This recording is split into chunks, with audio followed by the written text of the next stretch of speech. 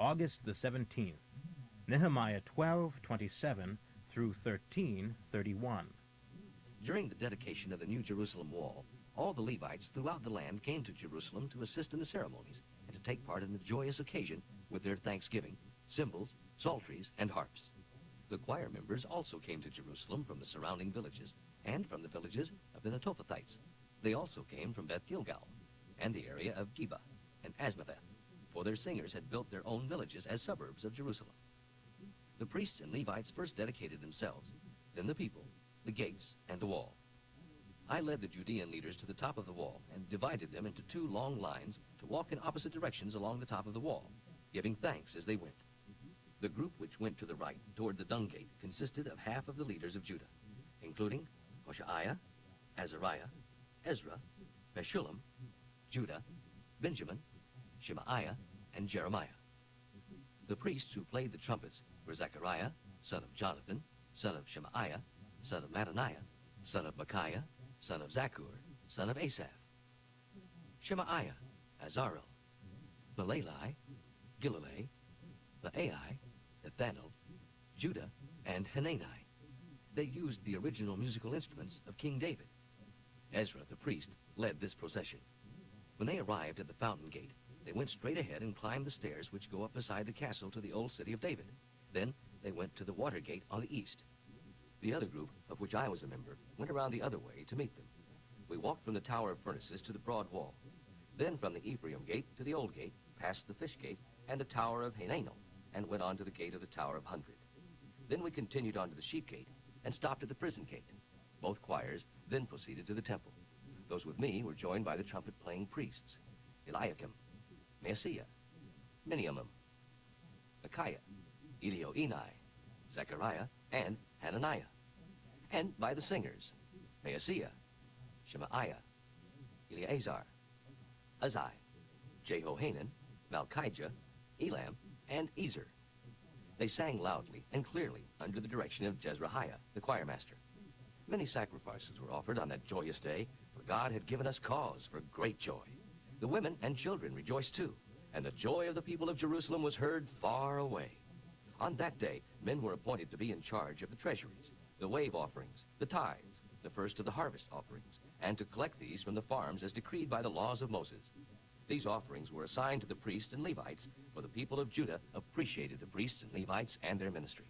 They also appreciated the work of the singers and gatekeepers, who assisted them in worshiping God and performing the purification ceremonies as required by the laws of David and his son Solomon. It was in the days of David and Asaph that the custom began of having choir directors to lead the choirs in hymns of praise and thanks to God. So now, in the days of Zerubbabel and Nehemiah, the people brought a daily supply of food for the members of the choir, the gatekeepers, and the Levites. The Levites, in turn, gave a portion of what they received to the priests. On that same day, as the laws of Moses were being read, the people found a statement which said that the Ammonites and Moabites should never be permitted to worship at the temple, for they had not been friendly to the people of Israel. Instead, they had hired Balaam to curse them, although God turned the curse into a blessing. When this rule was read, all the foreigners were immediately expelled from the assembly. Before this had happened, Eliashib, the priest, who had been appointed as custodian of the temple storerooms, and who was also a good friend of Tobiah, had converted a storage room into a beautiful guest room for Tobiah. The room had previously been used for storing the grain offerings, frankincense, bowls, and tithes of grain, new wine, and olive oil. Moses had decreed that these offerings belonged to the Levites, the members of the choir, and the gatekeepers. The wave offerings were for the priests. I was not in Jerusalem at the time, for I had returned to Babylon in the 32nd year of the reign of King Artaxerxes, though I later received his permission to go back again to Jerusalem. When I arrived back in Jerusalem and learned of this evil deed of Eliashib, that he had prepared a guest room in the temple for Tobiah, I was very upset and threw out all of his belongings from the room. Then I demanded that the room be thoroughly cleaned, and I brought back the temple bowls, the grain offerings, and frankincense. I also learned that the Levites had not been given what was due them, so they and the choir singers who were supposed to conduct the worship services had returned to their farms. I immediately confronted the leaders and demanded, "Why has the temple been forsaken?" Then I called all the Levites back again and restored them to their proper duties. And once more, all the people of Judah began bringing their tithes of grain, new wine, and olive oil to the temple treasury. I put Shelemiah, the priest, Zadok, the scribe, and Pedaiah, the Levite, in charge of the administration of the storehouses. And I appointed Hanan, son of Zachar, son of Mattaniah, as their assistant. These men had an excellent reputation, and their job was to make an honest distribution to their fellow Levites. Oh my God, remember this good deed, and do not forget all that I have done for the temple. One day I was on a farm and saw some men treading wine presses on the Sabbath, hauling in sheaves, and loading their donkeys with wine, grapes, figs, and all sorts of produce, which they took that day into Jerusalem. So I opposed them publicly. There were also some men from Tyre, bringing in fish and all sorts of wares and selling them on the Sabbath to the people of Jerusalem. Then I asked the leaders of Judah, "Why are you profaning the Sabbath? Wasn't it enough that your fathers did this sort of thing and brought the present evil days upon us and upon our city? And now you are bringing more wrath upon the people of Israel by permitting the Sabbath to be desecrated in this way."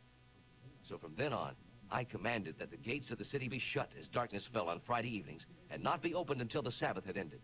And I sent some of my servants to guard the gates so that no merchandise could be brought in on the Sabbath day. The merchants and tradesmen camped outside Jerusalem once or twice, but I spoke sharply to them and said, "What are you doing out here camping around the wall? If you do this again, I will arrest you." That was the last time they came on the Sabbath. Then I commanded the Levites to purify themselves and to guard the gates in order to preserve the sanctity of the Sabbath. Remember this good deed, O my God. Have compassion upon me in accordance with your great goodness. About the same time, I realized that some of the Jews had married women from Ashdod, Ammon, and Moab, and that many of their children spoke in the language of Ashdod and couldn't speak the language of Judah at all. So I argued with these parents and cursed them and punched a few of them and knocked them around and pulled out their hair. And they vowed before God that they would not let their children intermarry with non-Jews. Wasn't this exactly King Solomon's problem, I demanded? There was no king who could compare with him, and God loved him and made him the king over all Israel. But even so, he was led into idolatry by foreign women. Do you think that we will let you get away with this sinful deed? One of the sons of Jehoiada, the son of Eliashib, the high priest, was a son-in-law of Sanballat, the Horonite. So I chased him out of the temple. Remember them, O my God, for they have defiled the priesthood and the promises and vows of the priests and Levites. So I purged out the foreigners and assigned a task to the priests and Levites, making certain that each knew his work. They supplied wood for the altar at the proper times and cared for the sacrifices and the first offerings of every harvest. Remember me, my God, with your kindness.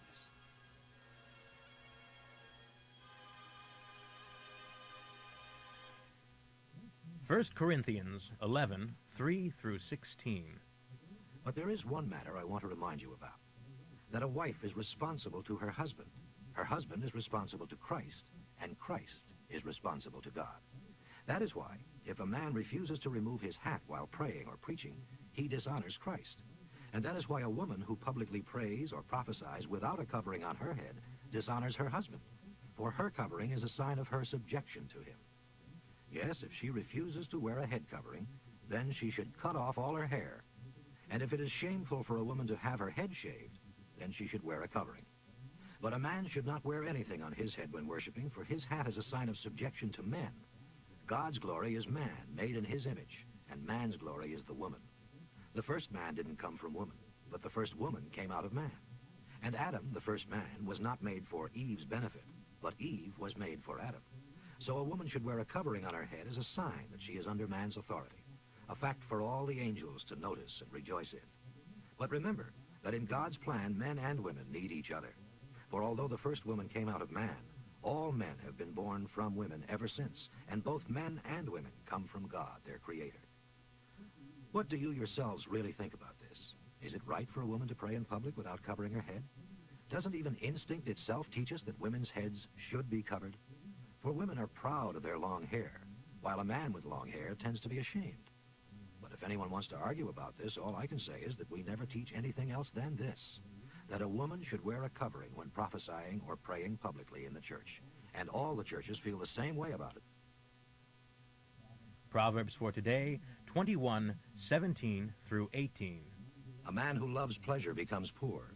Wine and luxury are not the way to riches. The wicked will finally lose. The righteous will finally win.